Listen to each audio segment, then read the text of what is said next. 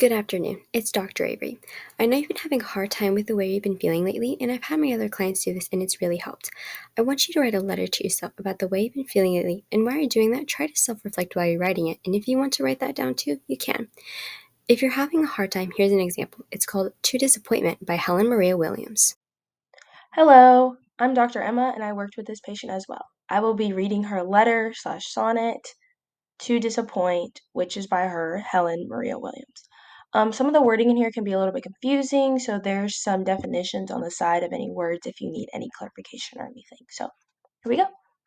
Pale disappointment at thy freezing name. Chill fears in every shivering vein I prove. My sinking pulse almost forgets to move, and life almost forsakes my languid frame. Yet thee, relentless nymph, no more I blame. Why do my thoughts midst vain illusions rove? Why gild the charms of friendship and of love with the warm glow of fancy's purple flame?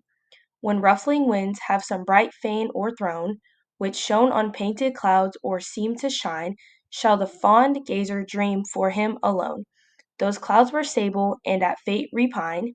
I feel, alas, the fault is all my own, and ah, the cruel punishment is mine.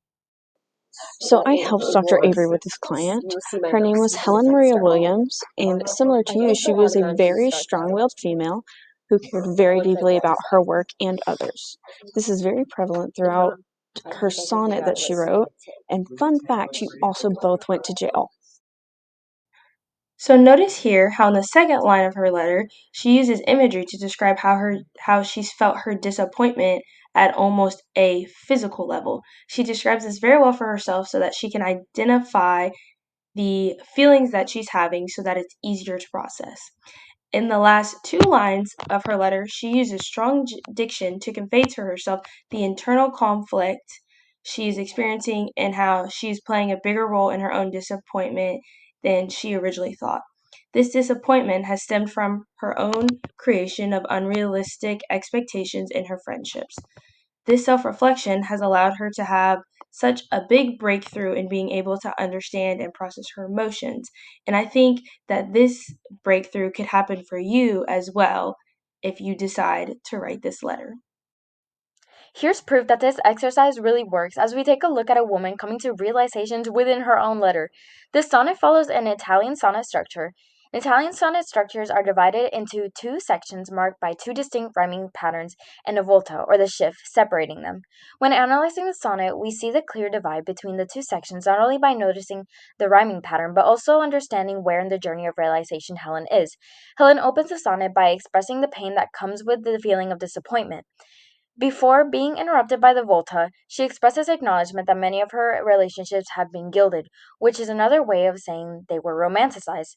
The Volta happens, this representing the shift in the tone from one of self-pity to accountability, as she then gives a philosophical interpretation of the turmoil she feels as she realizes that she has herself to blame for much of her previous disappointment, marking the resolution as Helen accepts her situation and any punishment that she is due for any previous ignorance.